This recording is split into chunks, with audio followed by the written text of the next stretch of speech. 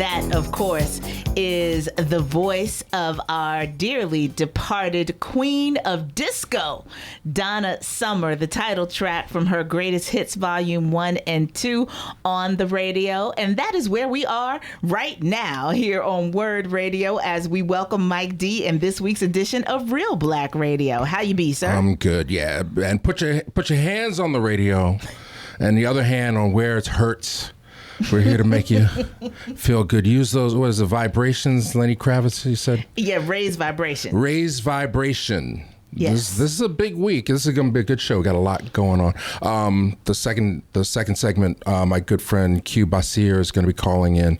He's got a brand new movie out that's playing at the AMC Lowe's and in Cherry Hill and the UA Riverview that we'll talk about. And also this week, Ama Asante's film, long-awaited film, which just played Toronto, Where Hands Touch with Amanda Stenberg opens also at the Ritz, so there's a lot of melanin and we'll talk later in the last segment. I'll give my review of White Boy Rick, which I happen to see. Well, we'll talk about it. Okay. It's based on a true story, so it gets a pass. You can give it that title, And The Predator is out with Keegan-Michael Key. But the most important thing is we're going to be doing a tribute to Aretha Franklin tonight at the Bank Building. Yes, indeed. Well, why don't you go ahead and give people all the details of that? Well, it's strange. I had to be reminded I was doing this. It's also our season's coming up. I was out last night. Also, my good friend David Walker, who's been on the show, he wrote the Shaft comic books and stuff. He's at the Keystone Comic Convention, right? So he got in early, and we hung out last night and had a few drinks. And I didn't know what was going on. Usually I don't drink, but social. I haven't seen Dave in like 4 or 5 years, right? Down at the Marriott, had a couple. I don't know what's in those drinks, but it started to rain. I'm driving home, and there's a guy, and he's hitchhiking. I'm on like one of those side streets in Northern Liberties, and there's this black guy hitchhiking. I'm like, I've not in this decade, this millennium, seen anybody with their thumb out, especially not in this part of the country. But this guy looked young. It wasn't like some old buck, Right. I'm like, how does he even know? But then I thought maybe I'm in a time warp because he looked young, but he was dressed old. Like he kind of looked like one of those, Aloe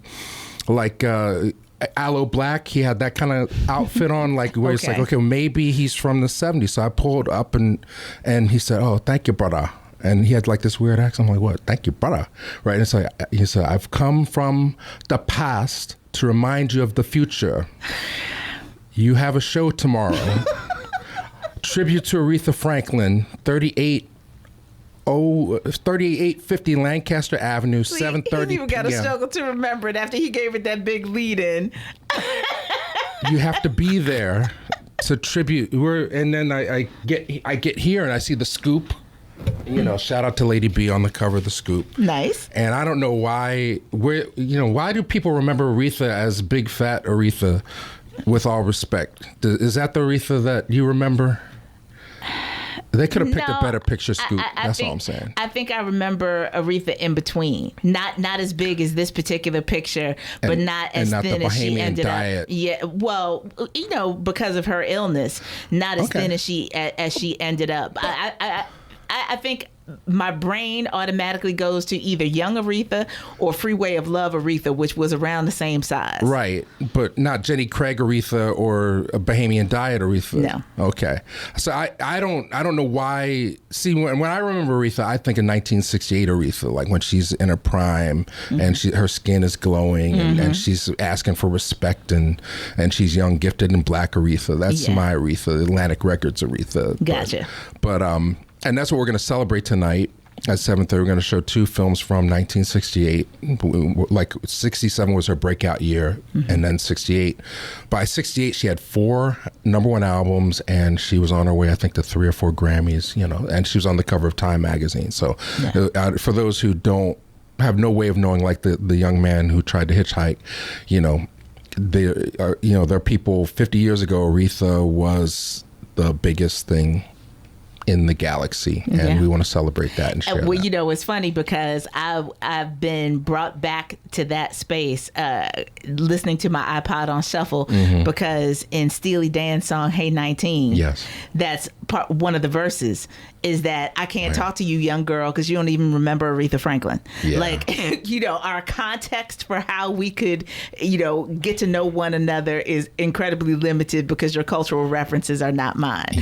So I mean, please come. I hope people come out. I want people to come out and just experience the love and the energy and share and we'll talk. And we'll also be taking season 16 membership fees. So if you want to bring some extra money, get on board with that. We'll have passes for something. I'm not sure what the next movie is going to be for members. I mean, things are happening. They put them out so quick now. And a lot of the big movies are like weird, but we just did White Boy Rick was the most recent thing, and I'm hoping that as we get into Hate U Give and there's going to be a lot of film coming up in the fall. Viola Davis has a new film called Widow. There's a lot happening, but you know, I know you want to get to something. Well, speaking of Viola, she said she regretted doing The Help. Isn't that something? I don't blame her. I'd say the same thing. You know, but then when you know, I think her when we've talked about Viola a lot, I think her typical struggle is finding material that is at the level of her talent. And she says that also in the article, like you know, so you have to trust. She can snot cry with the best of them, man. That is her gift, because woo! I mean, you know, it's one thing to be able to conjure up tears, but she gets the whole. Watching her kind of, you know, break down on film is masterful. When she's officially in the zone.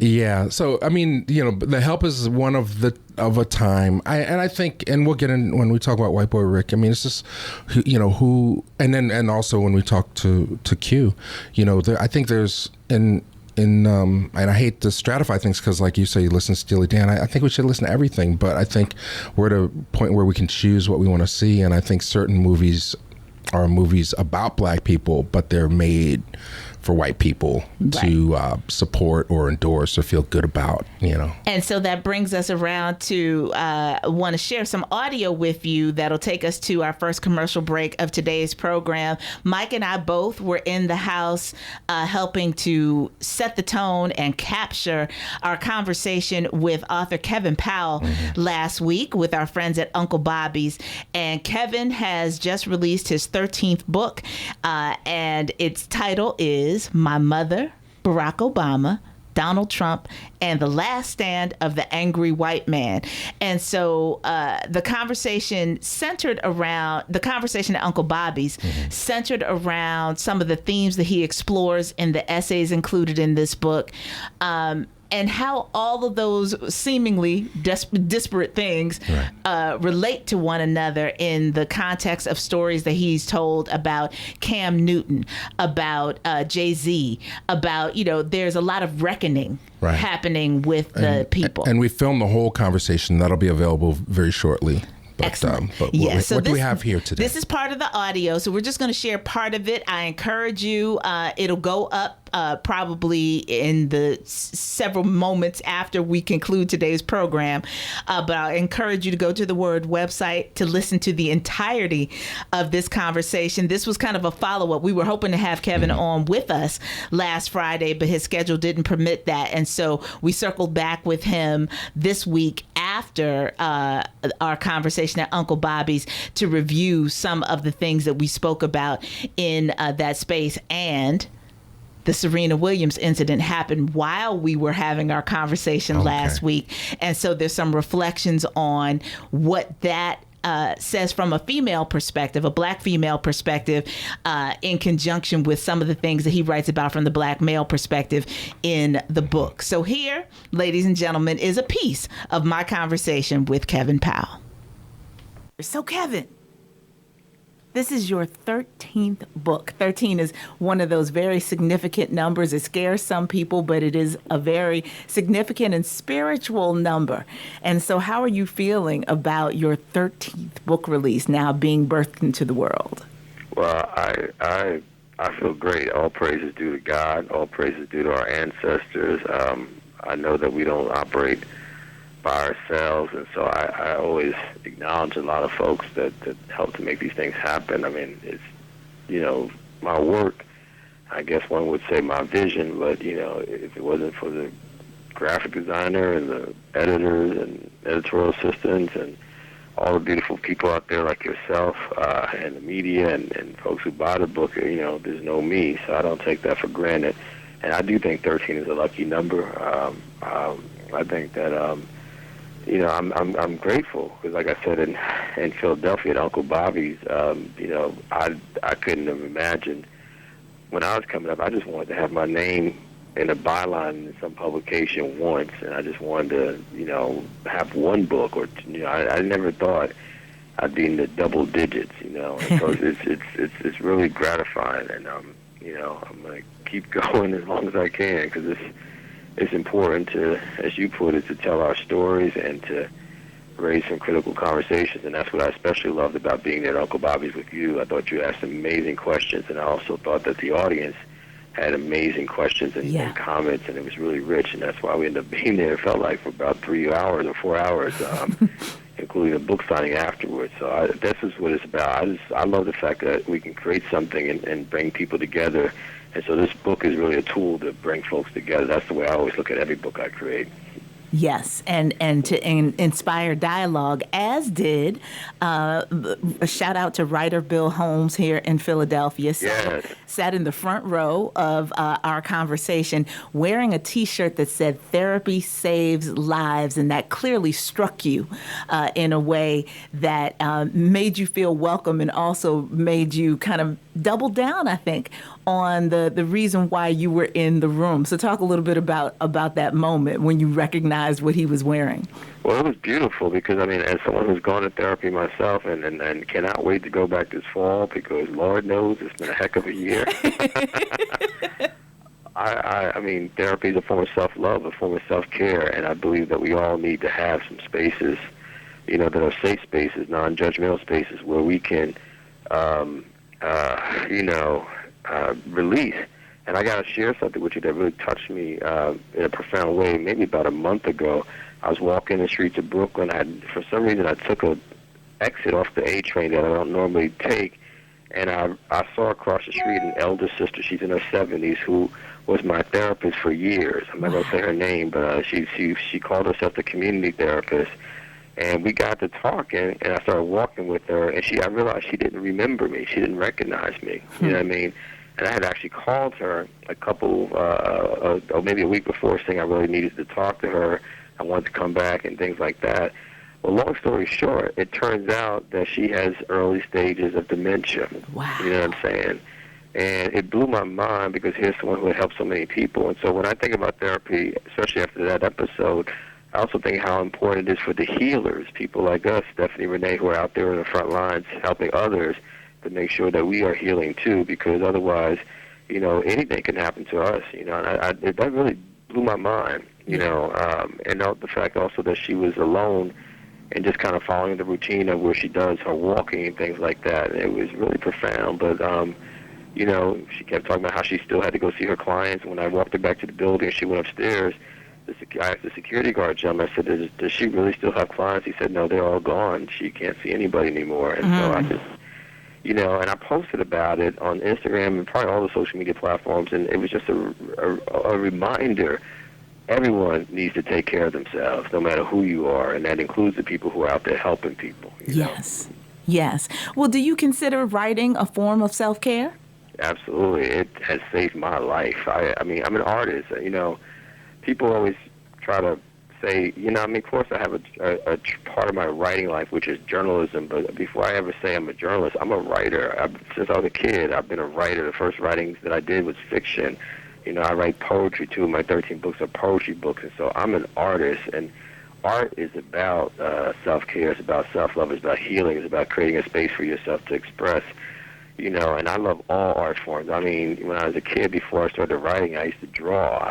That's why I love the visual art so much, photography and all kinds of paintings and drawings. I love dance. My wife's a dancer. I love film. I love theater. I mean, that's why I'm helping to produce my wife's theater production. I just think that art is absolutely necessary to life. And you know, I, as an activist, when I started getting involved in our community work, you know, it meant something to me to see the Garvey movement happening in the 1920s, but also the Harlem Renaissance. Or you look at the 60s, yep, you got the Civil Rights Movement, but you also got the music of Aretha Franklin, rest in peace, and Curtis Mayfield, rest in peace, and Sly and the Family Stone, and all the great music that eventually came out of your city, Philadelphia, and all around the country. And you got to have art, you know, because I think it feeds the soul and it feeds the spirit, you know, it feeds our spirits.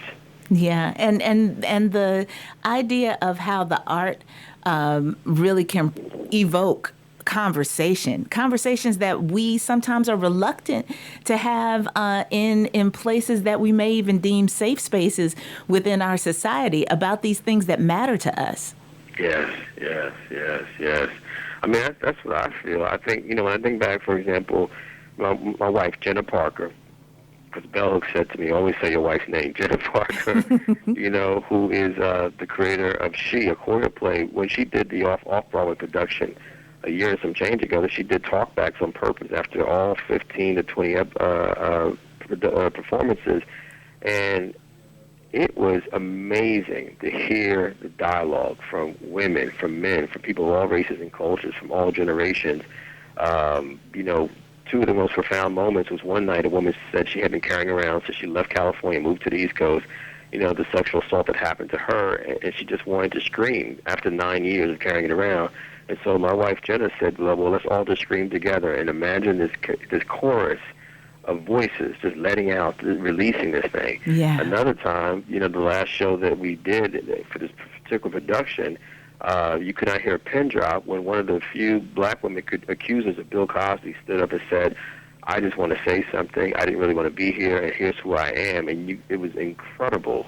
And she talked about, you know, having to deal with the juxtaposition of race and gender, and, you know, her own people telling her that she shouldn't say anything, but she was a survivor and she had to say something. I mean, that's what art does. That's what great art can do, is bring, you know, these conversations out that are necessary for healing, as far as I'm concerned, because if you don't talk about stuff, you're not going to heal. That's just the reality of it. Yeah. And you've been very forthcoming. And so, ladies and gentlemen, that's just a taste of my follow-up conversation with author Kevin Powell about how the writing, how the sharing is a part of the healing process that we need as individuals, as the Black community, and how we are going to make our way through what people consider to be some very, very difficult times. And so this book, My Mother, Barack Obama, Donald Trump, and the Last Stand of the Angry White Man, is a collection of 13 essays, most of them open letters that he's writing to people that he has seen evolve in some way over the course of the last several years. And it's speaking directly to this notion of how he's processed watching their public encounters with their private selves. And I think it's a necessary conversation. We talk so much about the 24-hour news cycle and how we are processing legends who have passed on, like an Aretha Franklin. Mm-hmm. And so these open letters are an invitation for us to think about the significance of these people that we see, that we listen to, that we love in a very, very public way, and how it's impacted our lives. And so what Mike is doing tonight at the Bank Building is significant. Building, Aretha, I co-sign on Kevin's book. I can't wait for people to see and witness the conversation that was had at Uncle Bobby's when the video drops.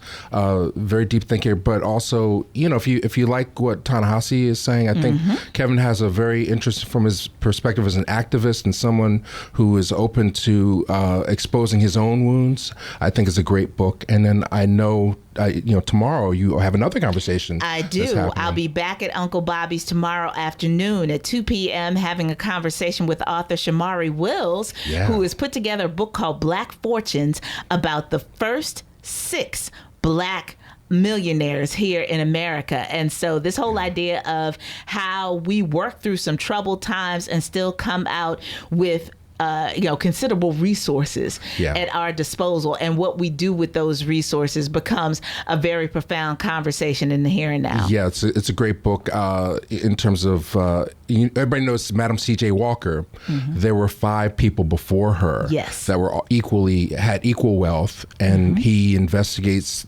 how they obtained their money, how they kept it, how long they kept it. Yes. And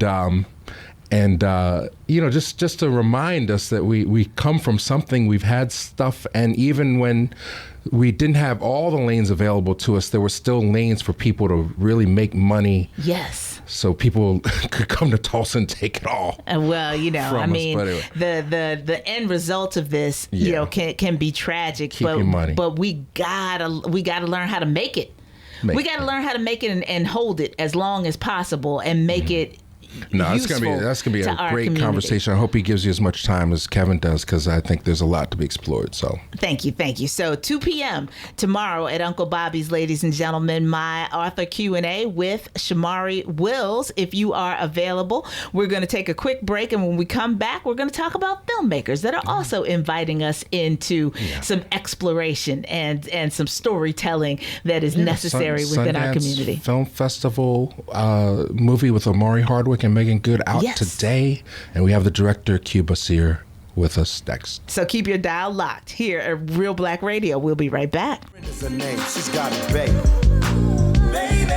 From his debut album, Tupacalypse Now, that is the late Tupac Shakur with a song that I was saying off mic used to tear me up when I listened to it because of the bleak reality of that song. But it also ties us back into the conversation with Kevin Powell, because his 14th book, which is currently in process, is a biography of Tupac. Kevin and Tupac were very close. It was the source of several cover articles for Vibe magazine that Kevin Powell wrote in kind of chronicling this troubled public figure, very talented young man, and the role that he played both in hip hop and in Hollywood, and all the things he was juggling, son of members of the Black Panther Party, and the promise of what might have been had it not been for an assassin's bullet. As we've seen happen over and over again in our community. And so there's a lot to be said for who supports us in our time of need, who guides us in this process. And for Tupac, regrettably, after coming out of jail for sexual assault charges, which of course is another timely conversation. Be clear, there are forces at work. There are forces at work, and things that work against us, and then things that work toward us. Maybe all this art that Tupac created helps make us stronger. I'm a little conflicted. I mean, he died at 26. It's too young for anyone. But do we really need a 50-year-old Tupac? What would Tupac be? No, but we never got a chance to see he what would that have would seasoned. be. That was Quincy Jones's eulogy. Yeah. But what if Tupac fell off? And he was just struggling. He was down at the Dell, trying to do Brenda. Yeah. Or he would have went the other way. He would have been, because where rap is now, the most successful are the most materialistic. So it's he'd hard just be to iced say. out. He'd just be wearing a tux. He had other gifts. I think that's the thing, that when we look at the idea of Tupac as a hip hop artist and where hip hop as a genre has gone, or some people would say devolved, over the last 25 years, we have that conversation. But he was also a very talented actor, without question. What he brought to Bishop and Juice. I kid. I love Tupac, and we went the reincarnation. Before I bring in the next guest, I want to pitch this movie idea and cue Basir. He can. So back in the 70s, you had all the horror movies, and horror movies are perennials. It's a good way to make money for anything. You don't need stars or anything. There was a big movie called Don't Answer the Phone, and the ad was called Don't Answer the Phone. He'll know you're alone. I feel like you found a little tickle way in the back of my brain. I feel like I remember that very vaguely. He'll know you're alone. Right. And that was just enough to get you down to the Cheltenham Twin. So All right, so in 2018, I think we should make Don't Answer the Door. And instead of a white woman being stalked by a crazed maniacal serial killer, it's a white female cop who preys on lonely black. Too soon? Too soon? Well, you know, what's very interesting is that I love Zach Braff. I love him, love him, love him. And he literally just tweeted 3 minutes ago. Okay. Man murdered in his own home by a police officer who mistakenly thought it was her apartment and that he was an intruder. Here's Fox News report. This is why football players kneel. Well, don't answer the door. Now, I'm saying it is... Well, you know, folks think they own everything. Oh, this was my apartment. I like your apartment better. I'm just going to move in now, create a vacancy. I'm sorry, this too soon. There's so much wrong with how that entire situation went down. And we talk about this whole idea of living while black out in the public. Living while black while you're asleep in your own doggone house with the lights out. Yeah, or in your drawers playing Atari. You can't, you don't answer the door, folks. With us on the line is Cuba Seer, who has a new movie. I saw it at Sundance. That's how privileged I was. And now we all have the privilege of going out to the movie theater this weekend and spending our hard-earned dollars to see Omari Hardwick and Megan Good in A Boy, a Girl, and a Dream. What's up? Yeah, and I can't. What's up? I've never seen you before. Don't you know all the girls in LA? Something like that. You want it, girl. Don't try to hide it. What you really want to be? At one point, I wanted to be a DJ. What's your DJ name? What? I ain't got a DJ name. You got charisma, girl. Yeah. Listen, ladies, tonight we're gonna have a good time. We're gonna turn all the way up. With that charisma, girl. What are you doing? Stop. What are you doing? Hey. Why you turn away from me? Hey, yo. Oh. Q. What? Thank you. Thanks. Listen, I just heard what y'all were talking about, and I mean, it's just, it just breaks my heart every time, and I feel like, you know, anyone who's debating this Kaepernick thing or this, like, how can you debate? Right. Yeah. Something as real as this? I mean, we can't do anything without. I'll tell you, when I first came to LA, I got an Airbnb, and we were staying on the bottom floor of the big house, and me and my producing partner were staying on the bottom floor, and the guy whose house it was, he introduced me to his wife, and he's like, "I'm going to be gone, but she'll be here." The next morning, I go up to the common area. She turns around and screams at the top of her lungs. Wow. And I'm like standing there because I know what she's going through. You know what I mean? Yeah. I know that deep down, her innate feeling about me is fear. Right. And she just met me the night before. But that innate feeling she has comes before any logic or anything. You know what I mean? Yeah. And that's what happened to that man. Because if it was a white woman that opened that door, if it was anybody else, she would not have shot them because they don't have that innate fear for us like that they have for anyone else. And that's what happened to Philandro Castile. That's what happens to all of us, man. Yeah. I'm sorry, y'all. It's got me going, this stuff. You know what I mean? Yeah. Well, but you speak about this in every film that you've made, and I mean, it was interesting. I don't want to go back.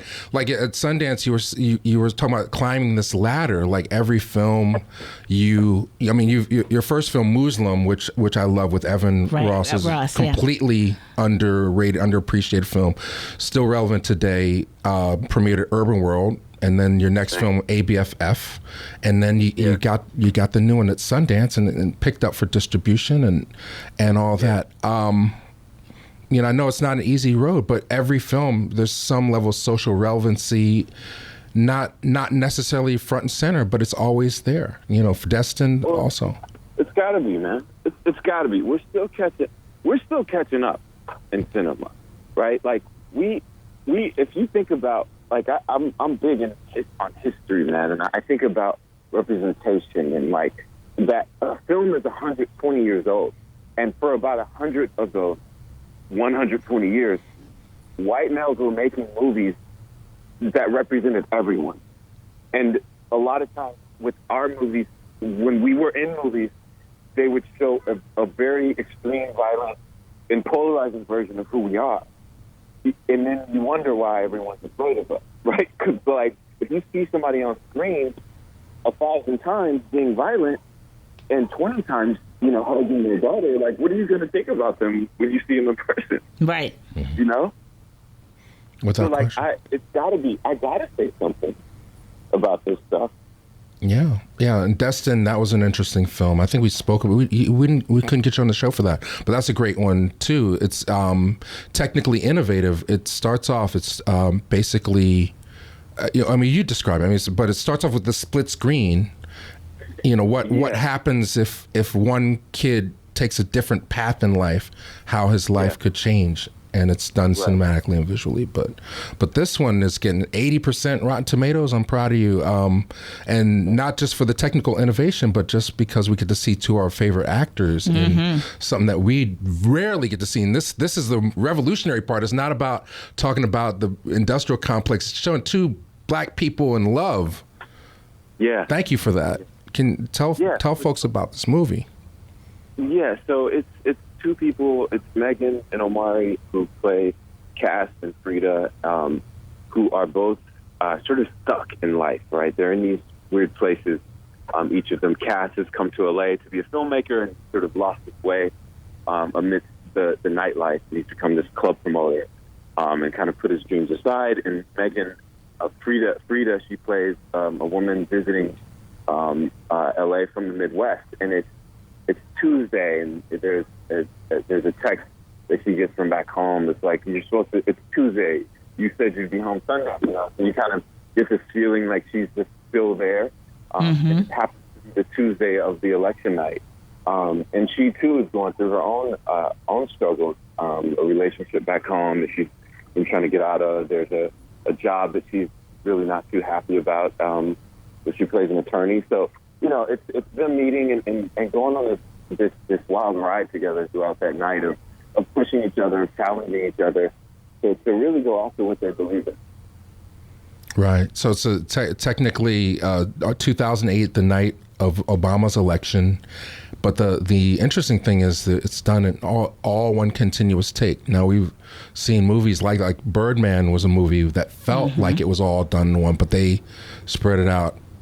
Q did the entire movie like a play and shot literally half of Los Angeles.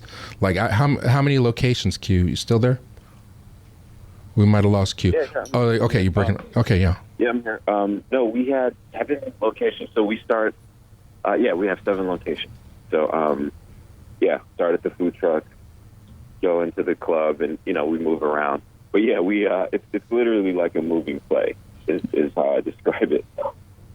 So, the cameraman is a beast. Did he get a Gatorade break or anything? Even directing him, trying to move in and out of spaces and how you capture that feeling for people had to be quite a feat. Let me tell you, this was legit like the hardest thing I've ever done professionally. Like, I had a moment, and I've kind of had a life, right? Like one of these lives where I've just been through all kinds of stuff. So, like, having big fearful moments don't show up as much for me anymore. But like, this was one of them. Where the day of, like, I describe it as like getting hit in the sternum by life. It's like boom, and you're like, oh my god, I gotta. And because I think the whole time I've been convincing everyone that we could do this. Like, oh yeah, we could shoot a one. Yeah. Convincing the producer and the investors and everybody, and like, yeah, we can do this. But I'm not sure I'd really convinced myself that I could. But by that time, it was a little too late. And, we were out there, and Megan, Omar, the whole crew was all looking at me like, all right, let's do this. And in those moments, you just got to put one foot in front of the other and keep going. And I think with that moment of, when we shot the first take and I looked at the monitor and looked at how it looked, and I just was like, all right, it began to drop away. But it was also, a tremendous preparation, man. It's like, when you prep as much as we did, you can go in having some fear, but knowing that you're prepared, because the DP and I, Stephen Holleran, we became essentially roommates for a while. He was always over as we were prepping this thing and trying to think about everything that would potentially come up, you know? Yeah. Trying to make sure we covered all of it, practicing the dismount with the rig that he had in order to get into the car. So we'd be in like this high school parking lot on weekends, like with the ACs, like practicing the dismount, just so it would come off of him smooth, you know? Right. Practicing the move of like when the lift van showed up, and you know I would go and lay down like the scene in the lift that you saw. I was actually laying down in the back of the van with the monitor behind Megan and Omari. So, you know, it was all that stuff, just making sure we were ready, you know. Yeah. Well, the whole rehearsal, the whole preparation period, I think is something that people really need to appreciate in the style of how you shot this film, because we're so used to the idea of, oh, well, you know, you hear actors say all the time, well, it took me 20 takes to get it the way I really wanted it and the way the director wanted it. You all had a very different process for bringing this story to life.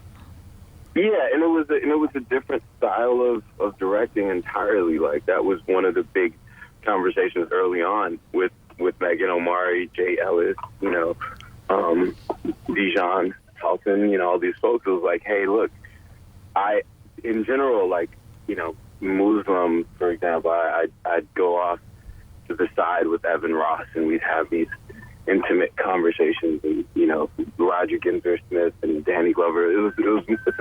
That's how I like to direct. I like to, you know, to speak to actors individually. But this was like, hey, I'm going to be behind camera, like talking to you guys as you are acting, you know, and you literally have to act like you don't hear me, but commit the action like you do, you know. And so there were moments where, and we had this interesting way of writing the script where it was, we had a script and then we had a script with the beats, right? Because with a movie like this, it's all about the beats, okay? In this moment, this is the moment where she sees him, really. You know what I mean? And when we accomplish that, then we can move on. But if we don't accomplish that, we got to stay here and try again, or start from the beginning. But if we would get to a place where, you know, they're looking out over the city, I'm like, all right, guys, time to go up to the house.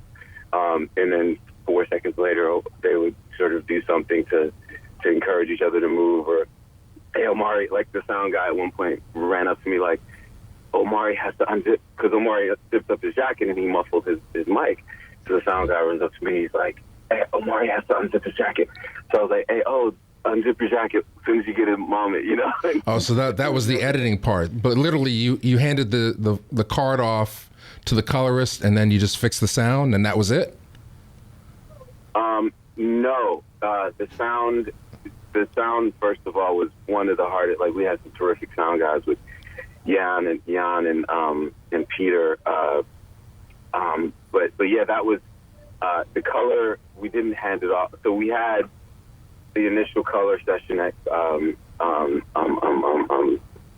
gosh. Well, what I'm getting at is like there's no cheat. There's no cheat. Like literally, what we see is one continuous performance of the actors. Yeah, absolutely. Like absolutely. You didn't take bits of one version and blend it. No, this is all. That's just the one version.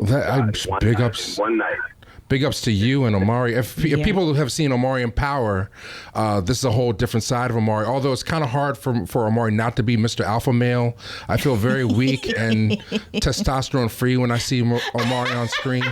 So if you're going to take a date to see this movie, be very secure in your relationship, because they might have second doubts about you if you go take them.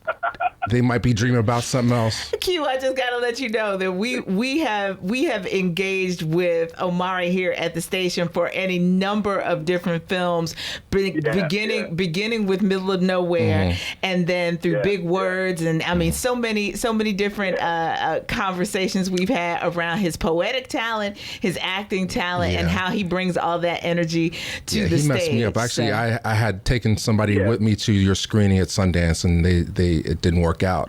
They saw Omari and they were like, nah, I don't think that's not gonna work. It became real personal real quick. It just dawned on me, maybe that's what happened. She saw the movie, she's like, nah.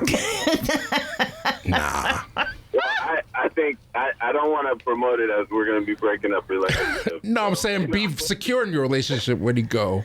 Yeah, good point. Model yourself around a healthy relationship. This is what Q sets out to do in this film. Well, indeed, we are glad that this is your opening weekend. We want people in our listening audience to come out and fully support the film and to support you in your ongoing, the evolution of your vision for what you want to present on screen as a director and giving us these wonderful stories about our lives, so many different facets of who we are as a people, because it's necessary.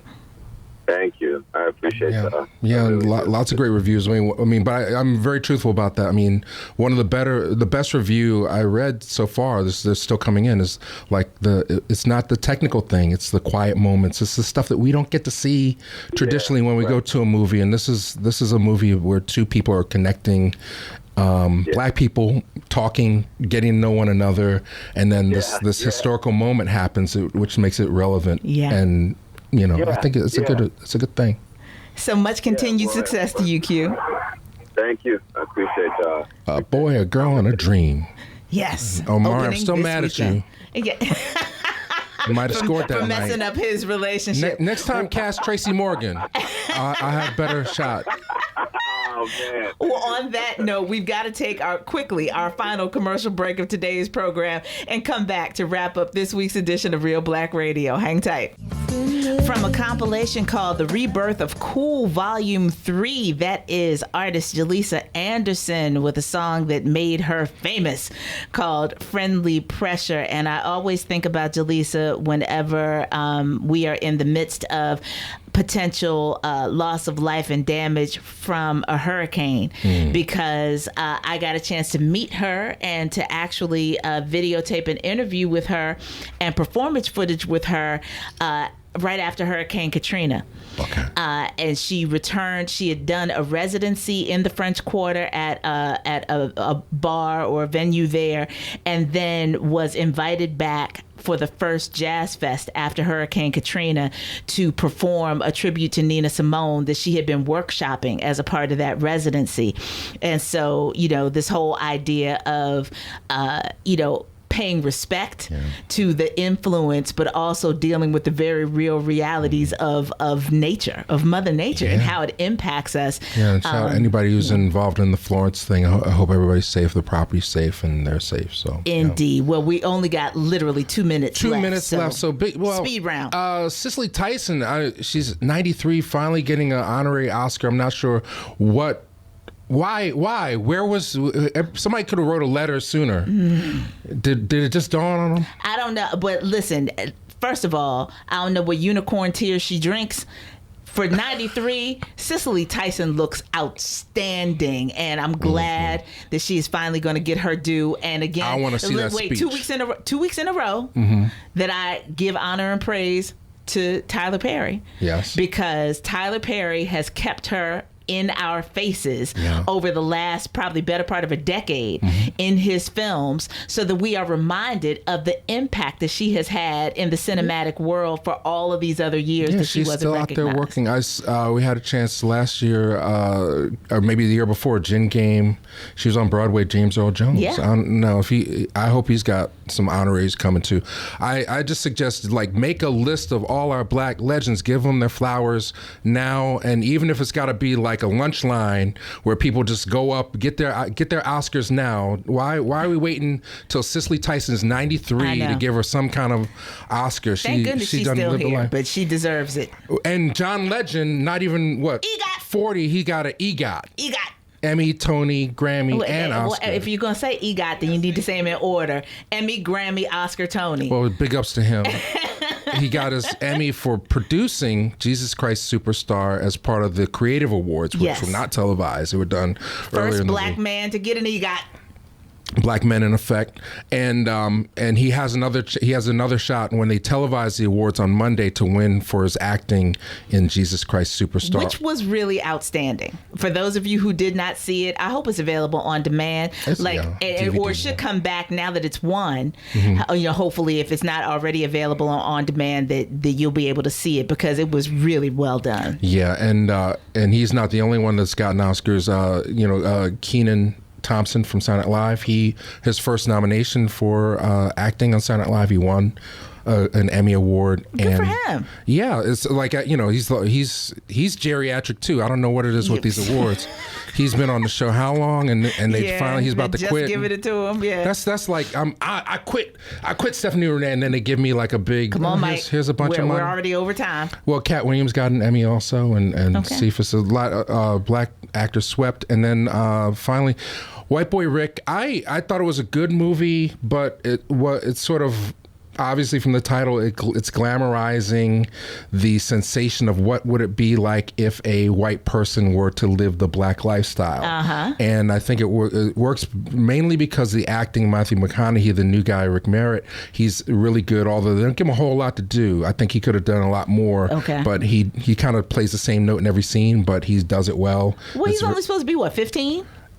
Well, 15 to 17. It covers 3 years. The production design is really good. I mean, but I was going to say, 15-year-old boy. Most 15-year-old boys I know are not that multidimensional, but okay. Right. Well, that's where I think the film works, because they give him moments where you see, all right, he's a baller, but then he still has this little sensitive side where he's attracted to young things. So I like that, but I think it works more as a family drama, and the relationship between him and Matthew McConaughey, and they're both kind of screw ups, and McConaughey's main drive is to hold his family together despite all the problems of living in Detroit and being exposed to the drug trade. Based on a true story, I think it's worth seeing. It actually felt like a movie, not like a lot of these movies that you go see feel like you could watch them on TV. So I give it props, but at the same time, know just from the title what you're walking into. So exactly. Well, there you have it, a review from Mike D of White Boy Rick. That is all of our time we have today. Boy, Girl, and Dreams, go see. Yes. Aretha Franklin night. Aretha Franklin tribute tonight at the Bank Building. My author Q&A with Shamari Wills at Uncle Bobby's tomorrow at 2 p.m. Lots more great culture going on in our community, and we'll be bringing it to you every Friday here at noon on Word Radio. Brother Shamari is up next. Stay tuned. Reelblack woke up the filmmaker in me, whether digital, 8mm 35. Let's make the movies that can open the eyes. Let's tell the stories that need to be told. Make them laugh, make them cry, for the young, for the old. Come on, let's shake it, make it, and make movies. Reelblack, I really like the way you do me.